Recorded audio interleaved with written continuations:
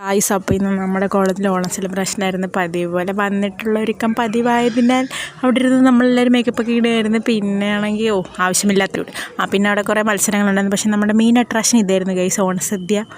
സംസാരിക്കും. സദ്യക്ക് മുമ്പ് എന്ത് പറയാൻ തോന്നുന്നു? എന്താ പറയാൻ തോന്നുന്നു ഈ നിമിഷത്തിൽ? പായസം, ചോറും വേണം, പായസം വേണം, കറി അങ്ങനെയല്ല, കുറച്ച് സാമ്പാർ, പിന്നെ കുറച്ച് അവിയൽ, ചിക്കൻ, കുറച്ച് അച്ചാർ, ഇച്ചിരി പപ്പടം. നിനക്ക് എന്താ സദ്യക്ക് മുമ്പ് പറയാനുള്ള? എന്താ പറയാ, വേഗം തന്നെ. അങ്ങനെ നമ്മൾ തിങ്ങിഞ്ഞിറങ്ങി നമുക്ക് നമ്മുടെ മധു നയിക്കുന്ന പാതയിലൂടെ നമ്മൾ നടന്നിട്ടിരുന്നത്. മധു പിന്നീട് മിന്തി പോയി നമുക്ക് കറക്റ്റായിട്ടൊരു 6 പേരുടെ സീറ്റ് കണ്ടുപിടിച്ചു തന്നു. അങ്ങനെ നമ്മൾ അവിടെ എല്ലാം അഡ്ജസ്റ്റ് ചെയ്തിരുന്നു. അലീഷ അവിടെ ഫാനില്ലാത്തതിനിടെയായിരുന്നു. പക്ഷേ അവൾക്കാണെങ്കിൽ ഈ നേരത്ത് കൈ കഴുകാനായിട്ടും കുഴപ്പമായിരുന്നു കേസ്. അങ്ങനെ നമ്മളൊരു സീറ്റ് കിട്ടി. അപ്പം നമുക്ക് ഫുഡ് അടി അടുത്ത പാർട്ടായിട്ടിടാം.